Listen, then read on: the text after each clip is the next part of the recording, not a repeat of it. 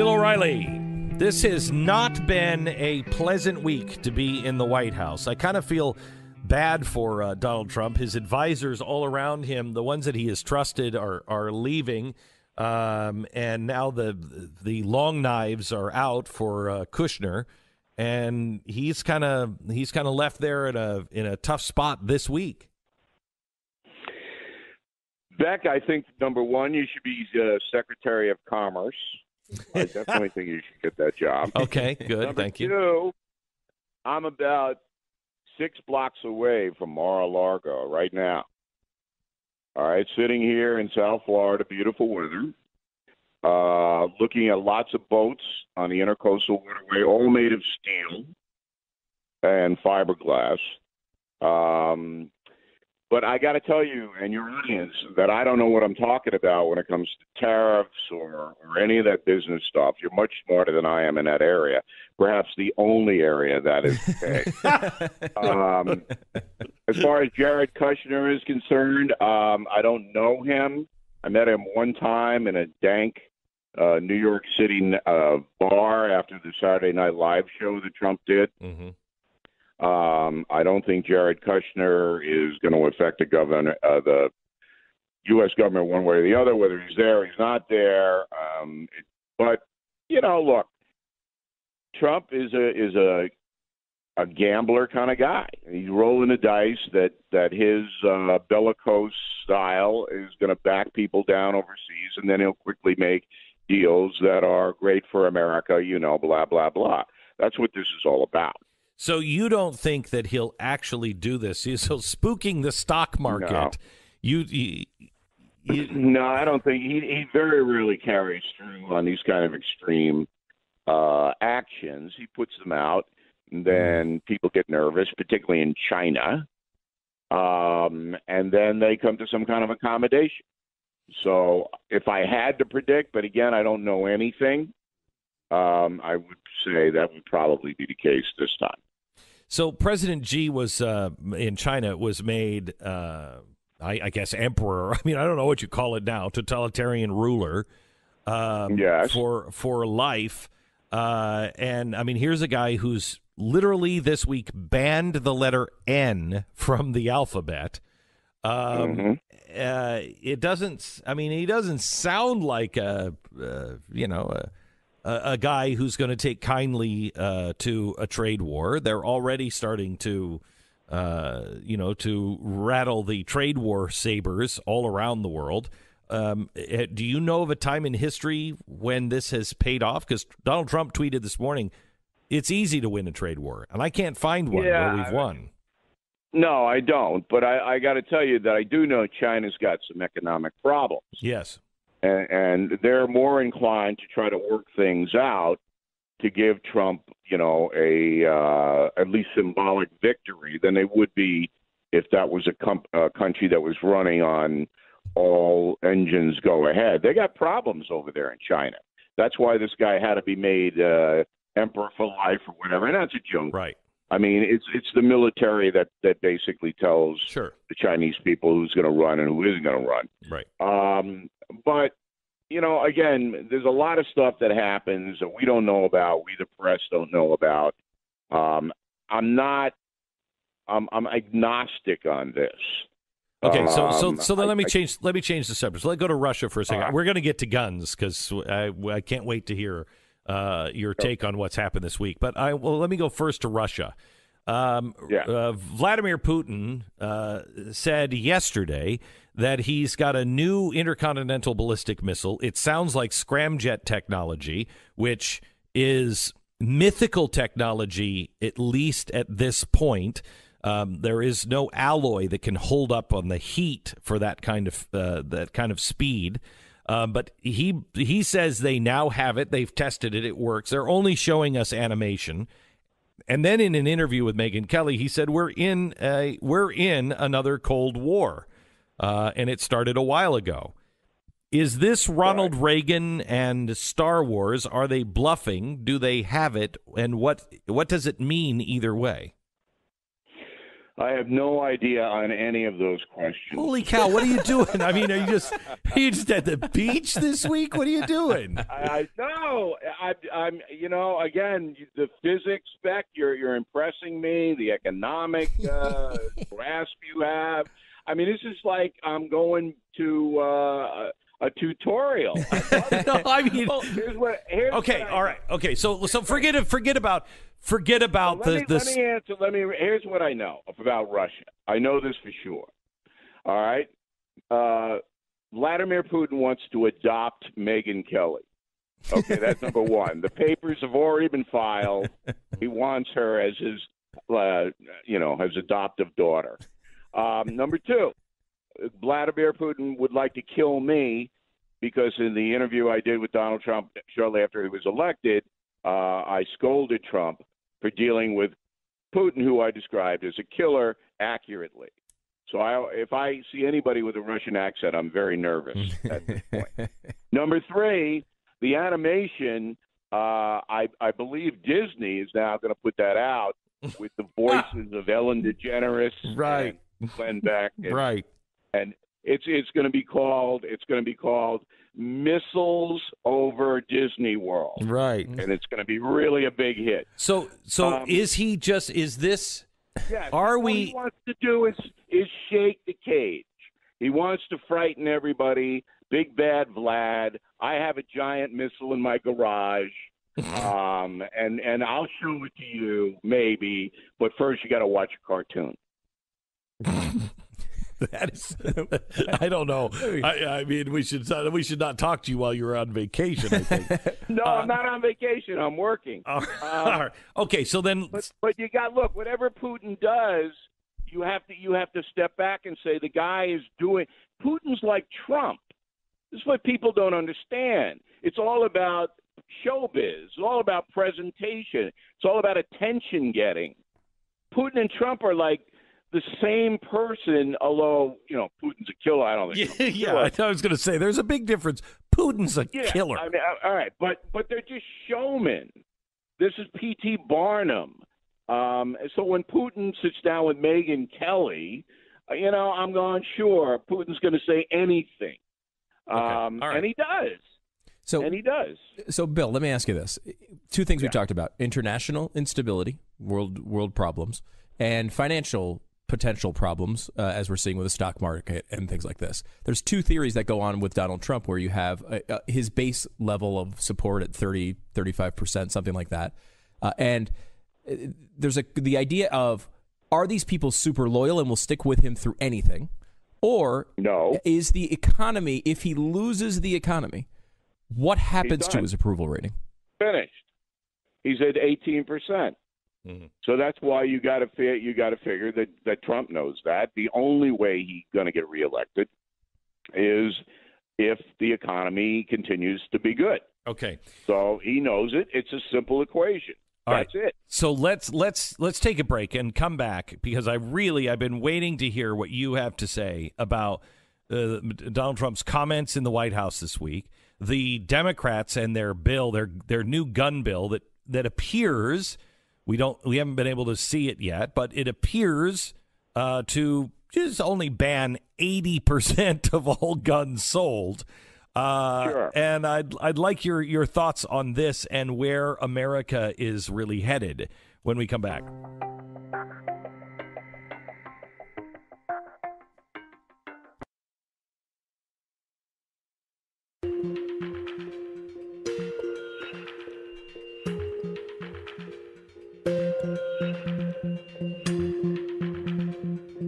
This is the Glenn Beck Program. So Bill O'Reilly says there's three things that are going to happen with increased gun control. And the first one was you won't be able to buy a gun unless you're 21. Bill, does that mean that I can't give my 20-year-old daughter a gun? Can she carry a gun if Dad gives it to her, or is it only she can't buy it? No, you can still carry it, and you can go hunting and get a hunting license and all of that. You just can't go into the store and buy it. Okay. The second thing you said is that we're going to have increased background checks, depending on what that is. I mean, there's 38 states, only 38 states are required to report everything to background checks, which is a real problem. But depending on what that means, that may be okay. And you said the third thing is? You got to have armed security guards in every public school.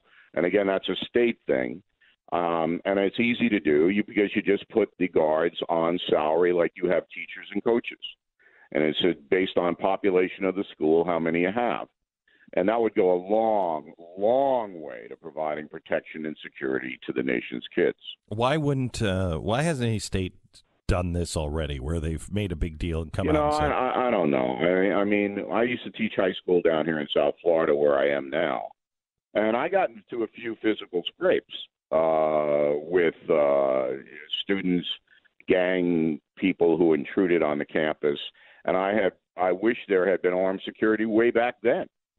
So I can't answer that question. It just seems logical in this crazy age we live in.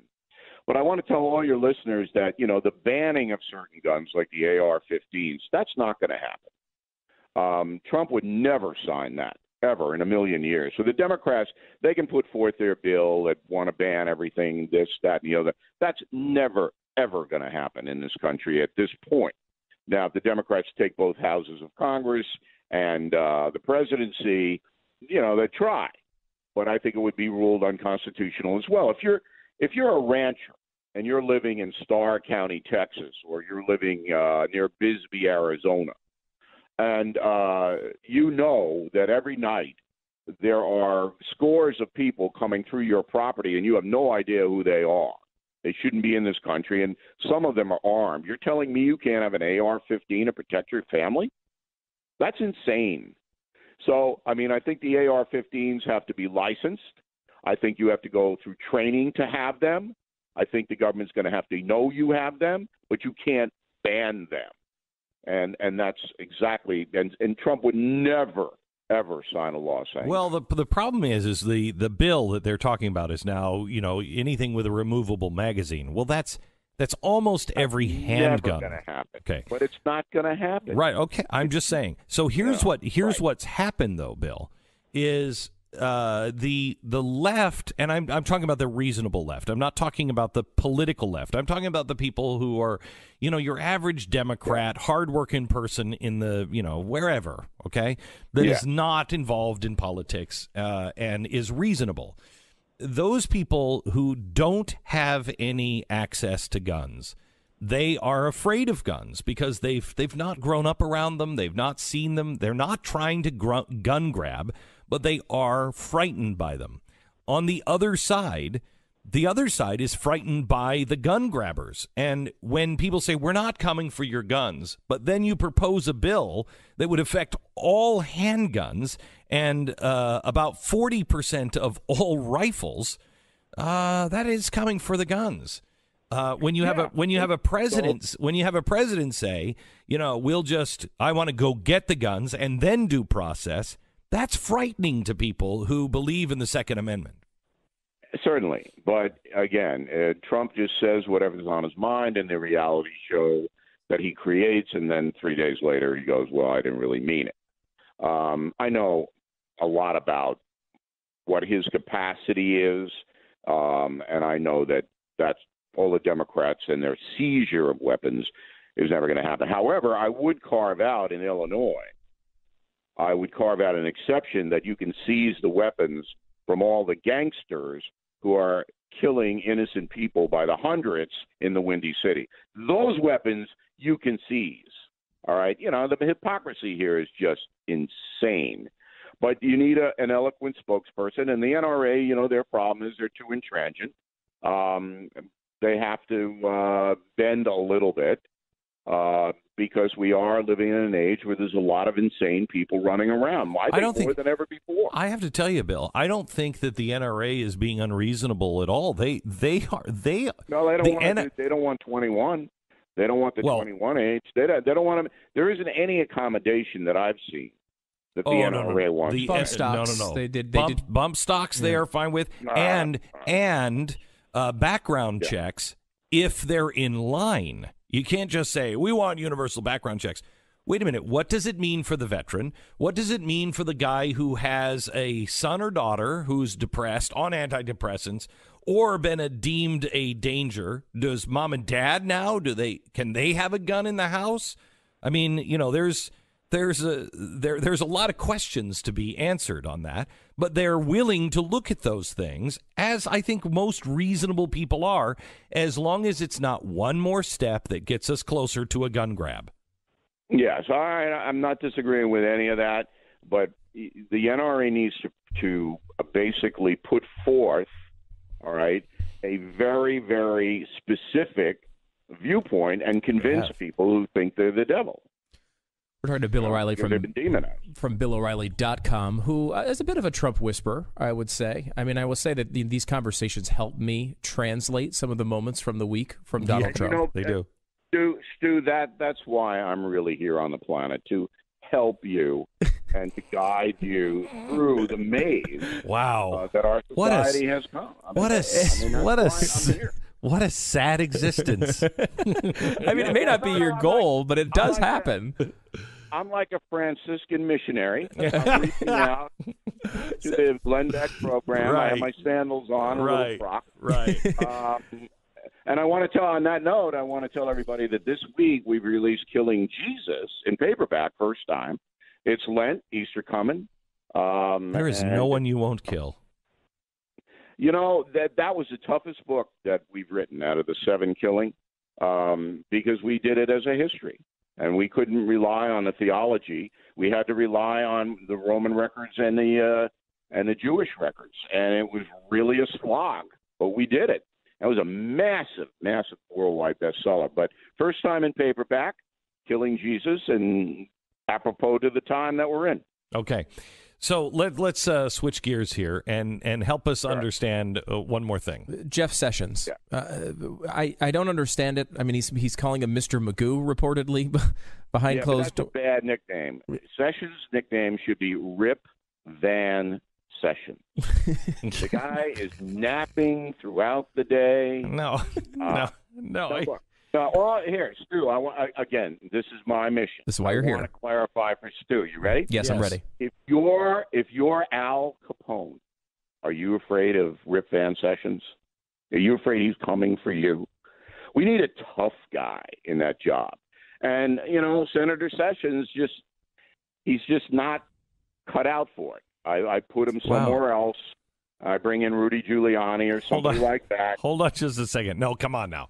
Rudy Giuliani, I like Rudy Giuliani, but Rudy Giuliani, listen, if I'm president and he's my attorney general, he'll be in my office and I'll be like, hey, what happened to that gang? And somebody in the room will just look at me and go, don't ask that question right now. I mean, yeah, is he a tough guy? He's going to get things done for you, but maybe not necessarily the way everybody wants to read about it or hear about it on television.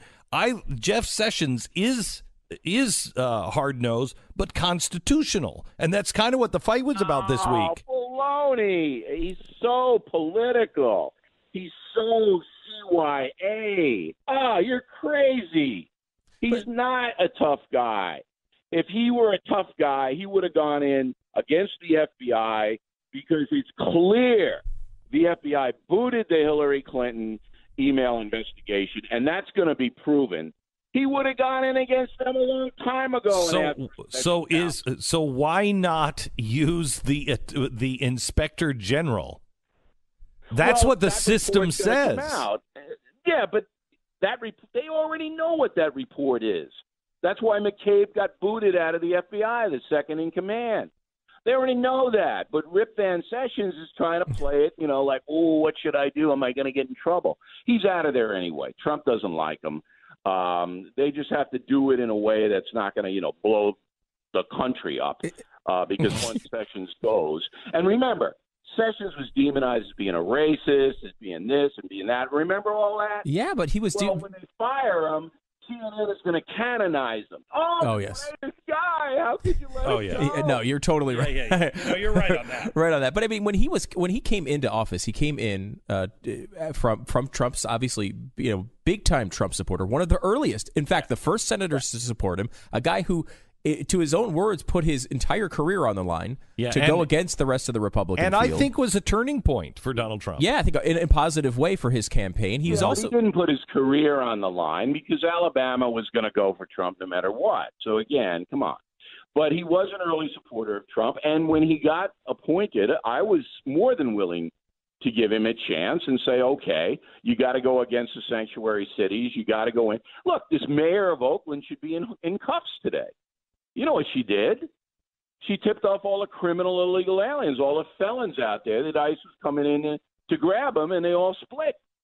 I mean, well, why isn't she arrested? Okay, I'll give you that. I'll give you that. I was talking about the internal Washington stuff, but you're right on that. You're right on that. Yeah, well, okay, so Rip Van Sessions, somebody wake him up and say, that woman obstructed federal justice, arrest her.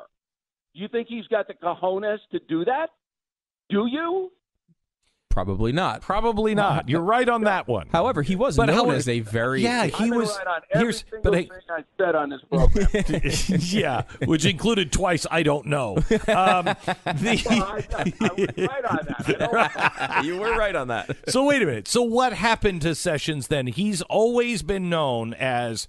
a stormtrooper when it comes to illegal aliens. He hates them. That's the big reason he supported Trump. Oakland, and then you're the stormtrooper, all right? But so what happened? What changed? That was the most blatant thing I've ever seen. Then what changed? Because you got to understand there's a difference between rhetoric and action. All right? I mean, all these, I'm going to do this, and then they don't do anything because there's always blowback. If you put out an arrest warrant for the mayor of Oakland, all hell's going to break loose. And you are going to be, the people on CNN are going to start melting down. Oh, you do this, he's a Nazi. And he doesn't want to take the heat. He doesn't want to take it. It's clear that Sessions doesn't want to take the heat. So why do we have him then? We need a tough guy attorney general in this country. All right. Bill O'Reilly, thank you very much. Appreciate it. Always good to talk to you. Even when you're in your Franciscan monk sandals, it's still good to talk to you. Bill, listeners are pointing out that earlier in the program you said the word bellicose but did not identify it as the word of the day.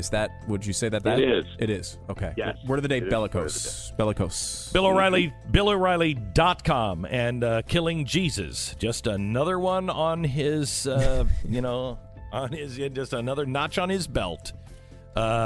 Killing Jesus is out in paperback. Bill O'Reilly from BillO'Reilly.com. Thanks a lot.